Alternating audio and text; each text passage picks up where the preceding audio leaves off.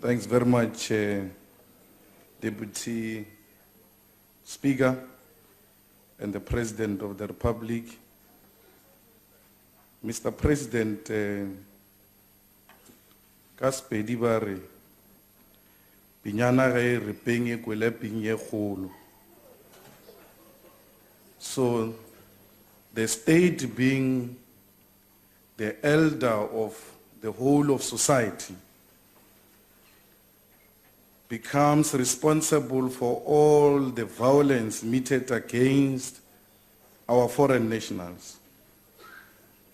It was through the state that our people were taught that resolution to differences should be through violence. It was under your leadership that when you disagreed with people in Marikana, you killed them. Because you never believed in peaceful resolution of differences. When people had problems in Relela, you killed them. When people had problems in Mututlung demanding water, you killed them. When Tatane protested against this state, you killed him. When there were differences, not so long ago, in this parliament, you applied violence against the leadership of the EFF. When your friends marched to Lituli House, the DA, you responded by violence. When the structures of the EFF were emerging at the lower levels, you responded to that through your lower structures, through violence.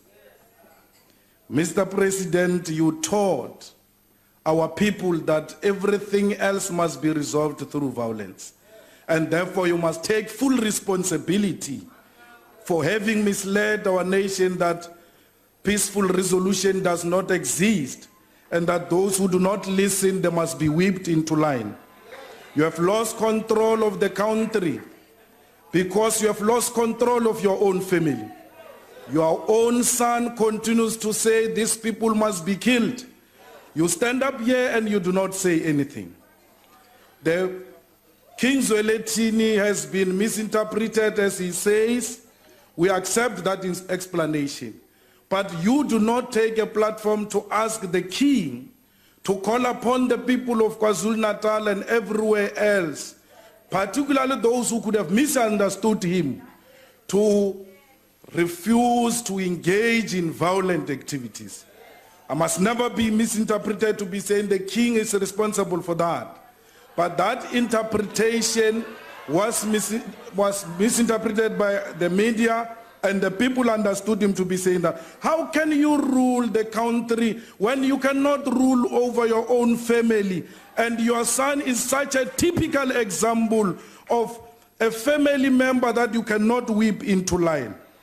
We have a responsibility from these incidences of xenophobia to teach our people that peaceful resolution is a sustainable solution to every problem we have. Mr. President, you come here, you want to condemn violence against xenophobia. But the Cubans have taught us that body language speaks volume than prepared speech. You come with a prepared speech, your body doesn't suggest any other leader who's concerned about the killings in KwaZulu-Natal. But when you were defending the spending in Nkandla, your body language was very strong than when you were condemning the violent activities in Nkandla. Fellow South Africans, we need each other. Let us not kill each other. There is no country in Africa that can survive in isolation. Not even the USA can survive in isolation. We need each other, South Africans. Let us not kill fellow Africans. Honorable Malema, your time has expired. Africa is one. We must refuse the artificial borders imposed on us by colonizers which have led to the division of Africa. Africa, we are one.